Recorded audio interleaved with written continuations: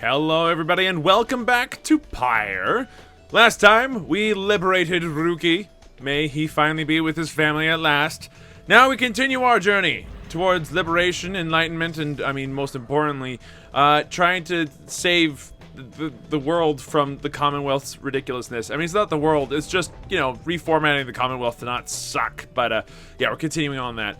You rise early that morning, though Trude is already awake. She scowls at you. Good morning, reader. Trude, I trust your stay has not been too uncomfortable. Nay, Sandalwood, the comforts of this place are not for us. Fly us forth from here to lower ground. Let us get on with all of this. The reader here shall do so, once the group is ready. I thank you for your patience.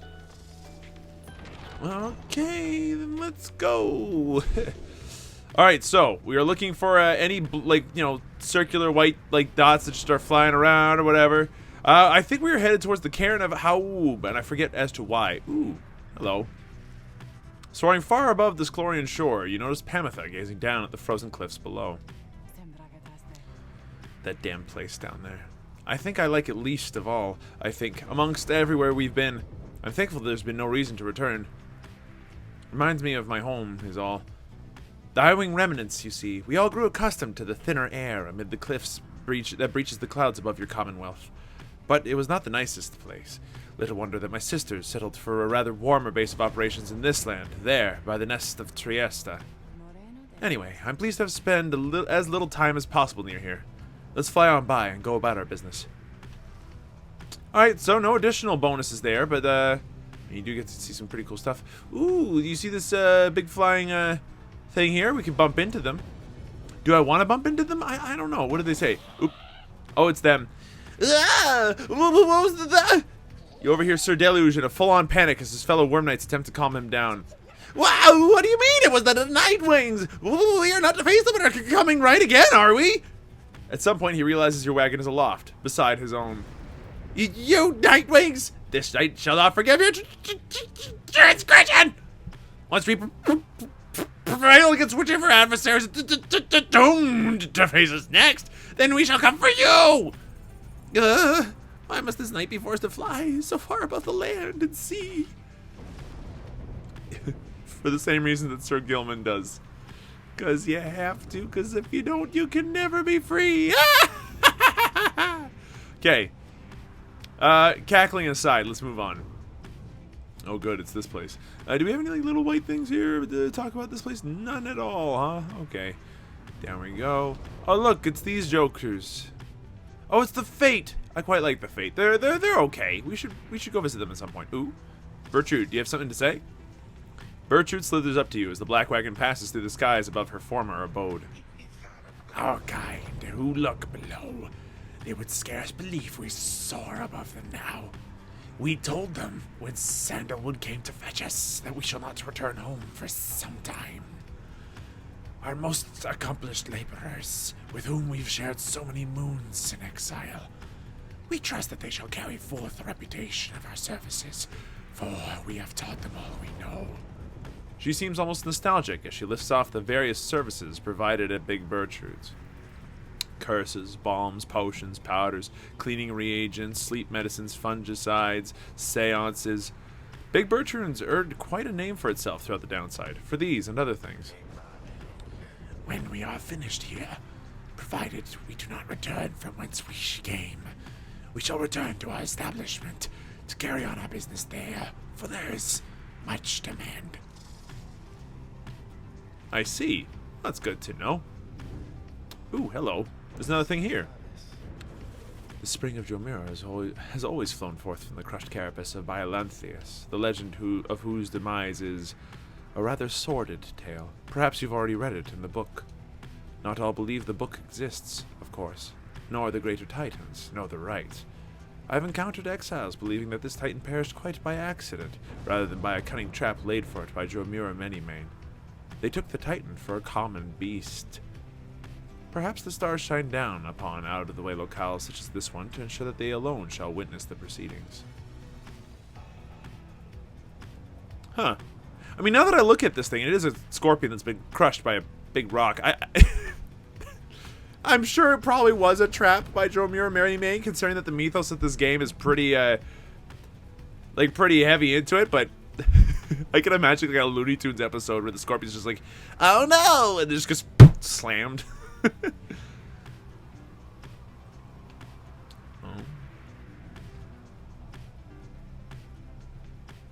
We don't get to go here. We have to go elsewhere, don't we?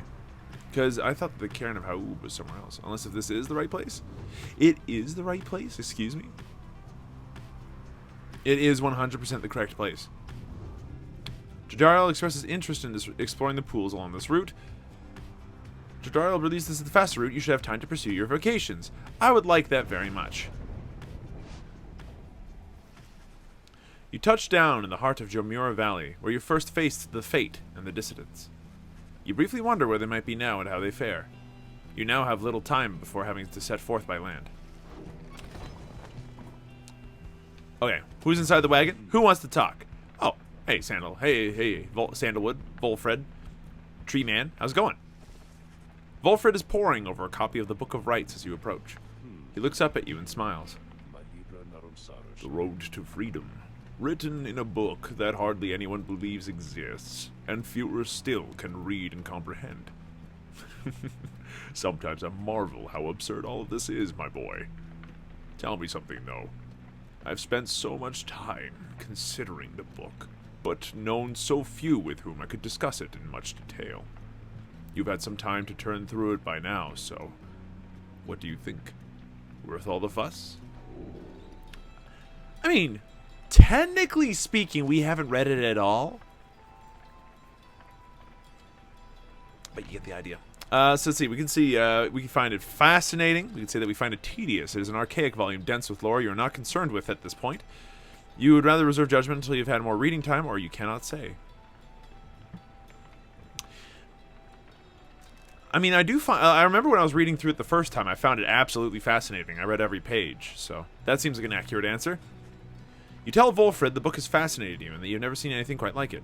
He nods slowly as you describe your experience with it. I share that sentiment. To have in our possession a genuine artifact from a forgotten time. How much of it is exactly true, and how much of it is the scribe's retelling of events? I find it endlessly fascinating to consider, I must admit. He puts away his copy of the book with care. It is amazing that these volumes have survived for all this time, I think. Whatever they are made of has withstood the ravaging effects of time quite well.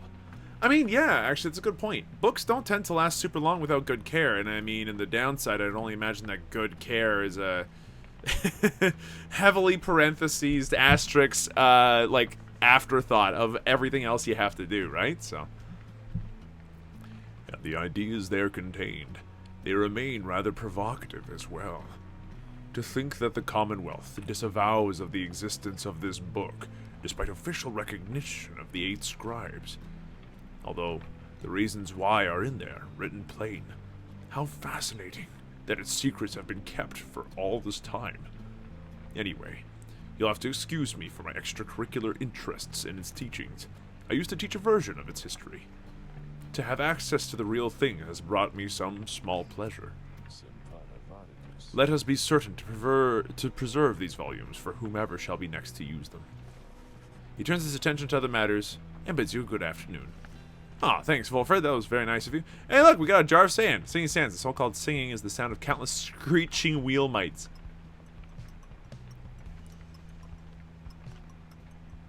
You know what? Maybe I shouldn't bother the wheel mites. That seems weird. So how much of this book have we not read, by the way? Oh my god! A lot of it. I'm coming to realize that there is quite a lot of it. You know what? I'll take next episode to read through the entire book that we have. Or maybe we'll do that. We'll make that an episode one day. Not next episode, but like we'll make it a thing to just read through the Book of Rites and see what's there. Oh, wait, while we're in the wagon. Hold on. What I want to do is give somebody a level up. Somebody who I know I want to send back home, but who I'm willing to part with fairly quickly. You know, if we give it to Pamitha... Nah, Pamitha's really strong. I'd really rather not. Maybe we should let Hedwyn go home next. I think that would be pretty sweet. If we mentor him, he will guaranteed be the best option to move forward. But I want to make sure that whoever I'm mentoring also, sticks around and has a degree of power that they can, give to us as a group. Maybe we should mentor Trude. Honestly, that seems like a half reasonable idea. Explore the Fall Flat. You spend a quiet afternoon in the rocky pathways of Fall Flat, surveying the area with some of your companions. Hedwyn, Report. Nothing here. Let's get back to the wagon. Your investigation yields nothing of note. The three of you return to the wagon for the remainder of the day, where you should have time to pursue your vocations. Alright, this time, click the correct one. So, I would like to mentor Trude. I'd like to make sure that she gets some mentoring. Very well, then. Educate us, if thou canst. You and Trude spend some time reviewing some of the specific aspects of the rites, such as the properties of the aura.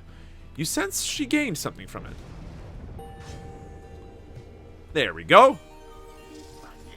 Thus does our grasp of ancient sorceries grow ever stronger still. Oh, good for you, Snake Lady. Well, Trude's pyre has less fire than the pyre. So wait, I don't know. Whatever the fire symbol is, presence, glory, has less glory, has less. Look, it just as long as your fire is less than the other ones, she deals an additional 5. Interesting. Has more than the others, she deals an additional 5. In either way, she just deals additional 5. That's weird. The charge up time before Trude can use her aura blast is greatly reduced. Arcs at wide angle, banishing adversaries in a larger area. Her adversaries deal -10 to her pyre. Okay, so this side is all defense, really. And makes her a severely powerful defense person. Whereas this side pounces at an adversary, she instantly recovers all of her stamina. Ooh. While slithering, she uses 50% less stamina and moves 30% more quickly. After saluting her adversaries, Trude turns them into fast-moving howlers. What? I kind of like the idea of her being a defense person. Like where she goes into this and just makes it very difficult for people to access her her side of the pyre, and then they just deal less damage. That seems more than reasonable. So Hex of Defeat, I guess. We confess thine observations continue to be of intrigue. Alright, well, I'm glad that you think so, Trude. It's very nice of you to say so. Let's get on. Alright, so we only have one place to go, the Spring and Jamura, where we're fighting the Dissidents. Okay, well, I guess we need to fight them at least once. I kind of want to fight everybody at least once in every place, but this is the first time I've seen this place rain, though. That's weird. Ooh, look, it is a slug market. Wow. Hey, guys. Let me tell you something real quick. Now, I happen to have heard that Mr. Greentail has moved on or something like that, right? I just wanted you to know you're one of my favorite customers. And because of that, I'm giving you the same great deals, okay? Aww. Falcon Ron. So nice. Here, have an apple. Yes. Also have a black cap. Yes. Alright, what can we buy from this dude? We can get like a scoop of Stardust. +4. It's pretty reasonable, actually.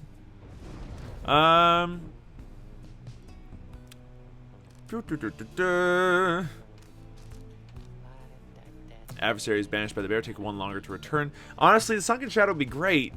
And since we recently got rid of Rookie, we're never going to see him again. So we're going to sell his trinket off. Sorry. Was there anybody else that we've sent off that we're never going to see again? Let's see. Titan Tooth? Nope. Solium Torin is Jodariel's. The only other person we've sent off is, well, May. And May never got a chance to get hers. Now I feel kind of bad. Damn it, man. This game forces choice, and I don't like it. I don't like it at all. Okay, so we are currently at 205. We could even go after this lunar glass. While carrying the orb, the bearer moves faster. That's pretty sweet.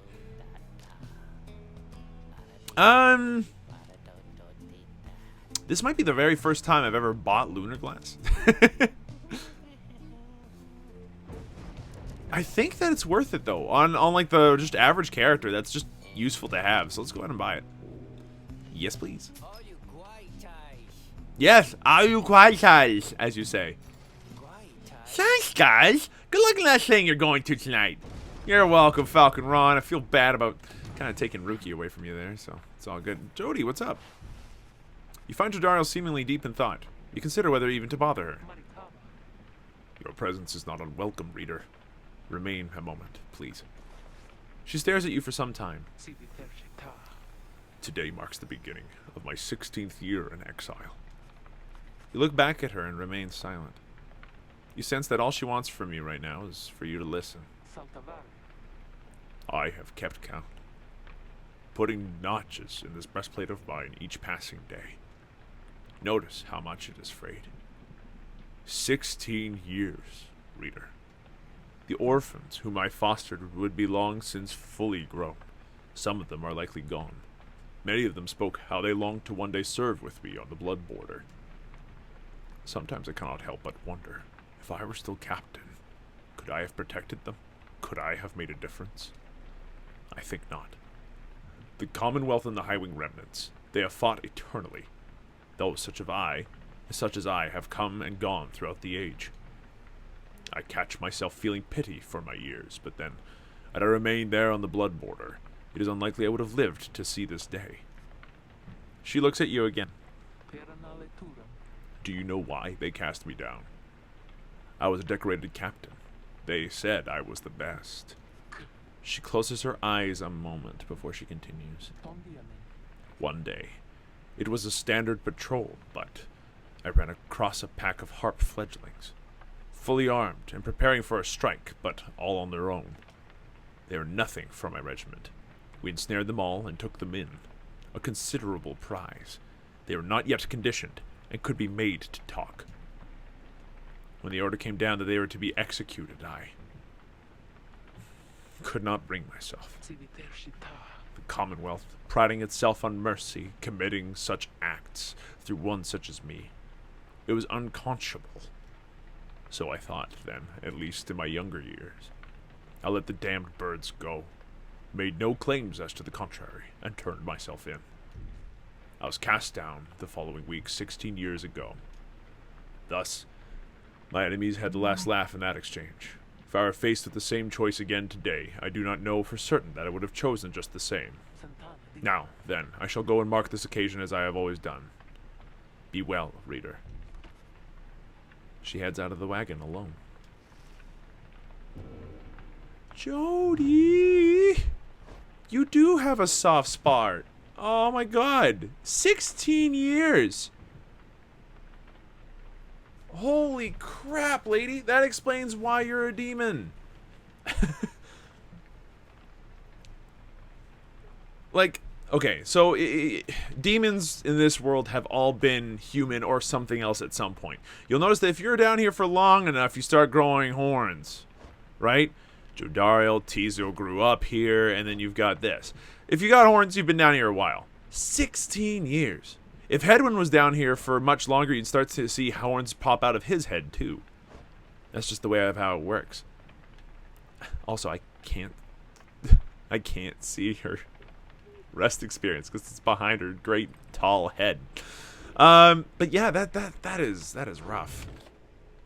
I guess we can commence the rite. Though the now familiar surroundings of the Spring of Jamir made preparations faster than before, the stars are already aflame by the time you and the others are gathered. Here we go.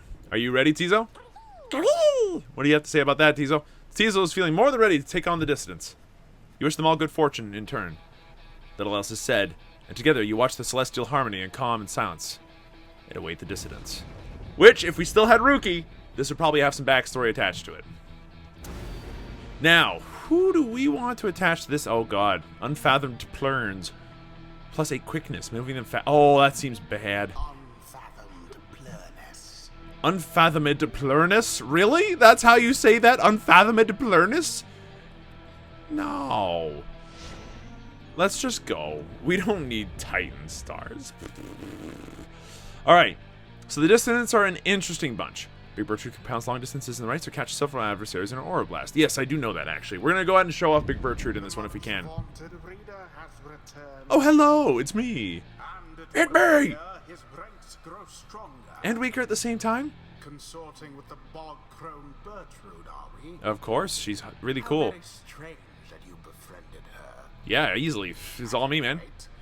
Your adversaries in this rite shall be The dissidents Oh, good. put out their flame and walk the path to liberty. Will do. Thanks, bud. Okay, now that he's shut up, we're up against the dissidents. The dissidents are going to be interesting to face because they're super fast. Smell that, mates? Looks like we're going to have to take this one a little serious this time. That's right, because they ain't got Greentail cocking up their ranks no more. He's back home now with his dear old mum, where he belongs. Right now, right time you Nightwings dump that old deadbeat. Gotta have some standards, after all. Just the same, we're gonna stomp you to the ground. Get ready. All right, well, great for you, you freaking asshole. Ooh. Hold a moment, reader. The crone Bertrude slithers forth, wearing the raiments of the rights, as if there was any doubt. Now that Bertrude is among our ranks, it would be best if you became familiar with her repertoire. You have no obligation to make use of her abilities, of course. Good Bertrude, please show the reader something of your aptitude. Yes, yes, I'm smooth. We expect thou shalt soon be inclined to bring our sorceries to bear. Long have we studied the rites of thine. Let us show thee what we know of them thus far. Alright, X to pounce. Okay, she just jumps straight up, huh? Though I have to wonder what became of her accomplices. Whee! Of one accomplice in particular. One accomplice in particular, huh? Around her, reader. None are sentenced into exile without sufficient cause. Are you kidding? Are you kidding? I hate this guy. Okay. Ooh, that's got a tricky timing, actually. It's got a very tricky timing. There we go. There we go. Okay, so we got the timing down for that, and look how nonsense that is. So as you can see, she can slither fairly quickly to catch up to things. Then at the end of her rope, she can just jump into the thing. It like jump into the pyre. So in an instant, she can be across the field. But defensively, she also has access to some pretty sweet defensive moves in her aura blast. So it's well worth getting good with her, I find. Now then, reading one. Know that our freedom is of little consequence to us. We side with ye because of Sandalwood, because of his plan. We shall aid ye in the rights, and we shall aid in ye in that plan. Thus, we are at thy disposal, and await thy bidding. Alright, well, we're up against the dissidents. Holy shit! What's with his aura? Whoa! You have 18 presence on that doggo. That is disgusting. He casts his aura 50% farther than usual and can jump a second time while airborne. Not so good. Second guy. After plunging the adversary's pyre, the bear has a chance to avoid banishment. That's really good. And I suppose he's got something very similar. Yep, the exact same masteries. As do you, and you also have the prayer beat. So they are going fast and aggressive. Straight up. Especially with all that that other nonsense they've got. So, alright, so Bertrude. I'm tempted to choose you first. But I know that if we put Pamitha in front, she can do some work. The problem is that she... No, I haven't! Shut up! The thing with Pamitha is that she desperately needs some rest experience before we move her onwards. I think it'd be good to use Tizo, Hedwyn, and Bertrude. Why don't we put Tizo in front? Flare and Zip abilities cost... Oh, it's really, really good. What does Gull's Bracer do again? He gains infinite stamina on hit for 2 seconds. I'm not gonna lie, I would rather have a couple of other things here, but yeah, let's use some of this lunar glass. Let's use some of these things on our lunar glass here. So it does 14% extra movement speed. That's not so bad. All right. Haub's Wing, I think, is fine on Tizo. And I think that Tizo makes for a great centerline character just because of how fast he moves and how quickly he can use his 19 presence to take out Barker. So why don't we start off with that? Then I think that it doesn't matter which other one we pick up here. But I think that it'd be good to think about what Bertrude wants to do. If we give Bertrude more presence, she becomes a pretty strong force. It would also be worthwhile going for our contract here to get us some extra gold, because she's likely to get some kills very, very quickly thanks to her aura effectively being a spam shot. She also has a great deal of presence already. So how about we add a lucrative contract here and then hope for the best. Now, finally, we're going to bring Headwind. The question is, with which trinket? He currently has a presence of 15. Not enough to beat Barker. But I do think he could be a good secondary dunker with the Lunar Glass. His movement should actually be quite fast. With this, a 10%, like a 14% increase is not to be sneezed at. But Goal's Bracer is really good. He has to power cast his aura though. You know what? Let's try it. This should be fine. We await the ancient rites commencement. Been itching for another go. Let's have at it, mates. Tear to shreds. All right. Well, let's see what we can do. All right, let's pass it over to Headwind for just a second. Whoop! Wah! Yeah, that's fine. Wah! Goal's Bracer worked, actually. Beep, beep. What's that? You can't catch me? Oh, that's right. You cannot catch me. Yes, the first dousing. What up? Now, it is worth mentioning at this point that we do have a slight problem in that... Whew. Whoa! It's okay. It's okay. It's okay. It's okay. We're just going to take it easy or not. Okay, that's fine.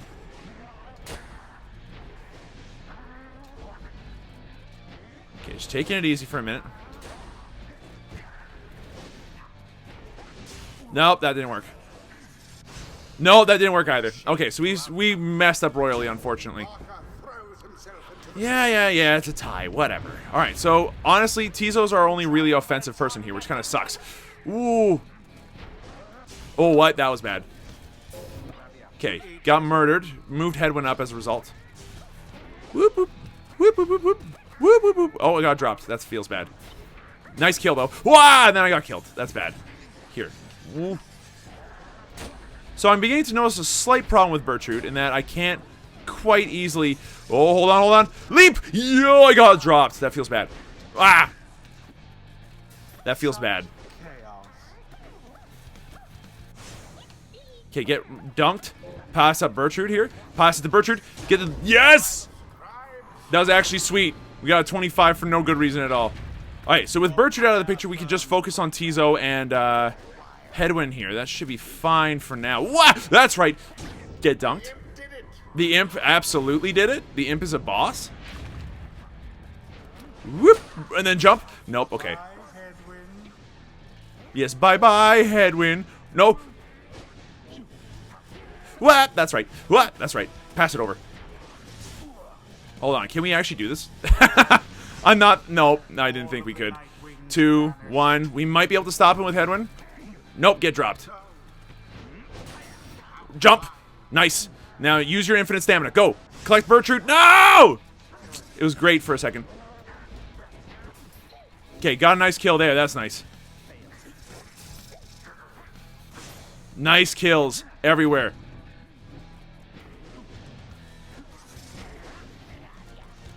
Still got the ball. Jump! That's right. Get dunked. Beauteous. Absolutely. Okay, we just need to get Trude in there and we're golden. You're really gonna make us work for this, is that right, mates? Well then, we got our work cut out for us.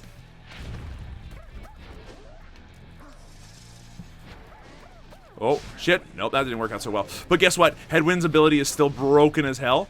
And they're just letting me do this? Excuse me? Okay, well. Boy, oh, I was gonna say that would have been great. No. What? Damn it, I made a mistake there. Trude's back, though. Trude's back in town, so don't you mess her around.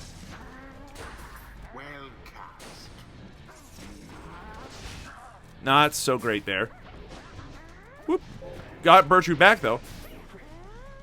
And then just got in. That's fine. Exactly by the book. Headwind's ability to resurrect people is actually broken as hell. I'm not gonna lie, I'm thrilled. Yump! I dropped it. That's fine. And I died. That's also fine for now. As long as we keep Bertrude on this side of the map. Ah! We don't have a lot of stamina for this kind of crap, unfortunately. They're just spamming lasers down the lane. Nope, not today. Damn right it's done. That was easy after that first part. Mayhap the scribe shall simply smite them down next time. Bite me. What's wrong? Are you getting mad, announcer? Dang straight it's ended. Bleh, what happened there, mates? I'll have your hides for this! Look, my accent's slipped as of late, if you haven't noticed. Alright, so you just got all your rest XP back. Jadar gets more rest XP. Tizo just used up most of his rest XP, though not all of it. Gilman gets some rest. Pamitha gets some rest. And Bertrude has a lot more to go. Alright, so level 2.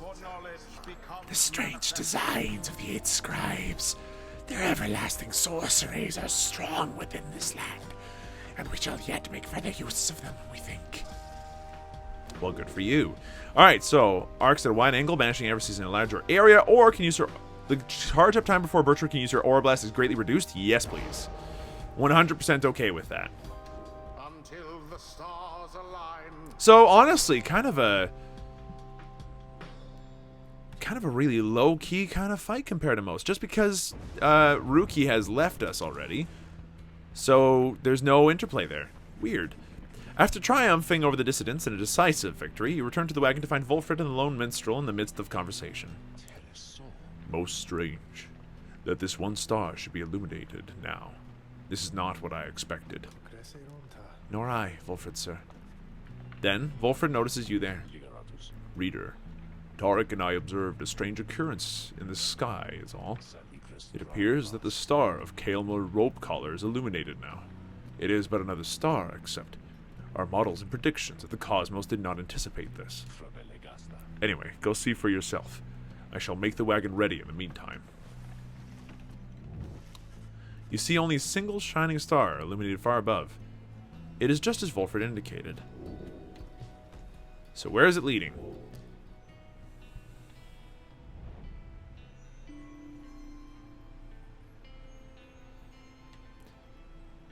So, this star is significant in the story. The rogue star burns bright over an isolated little island in the Sea of Solus. Ignarius is already on his way.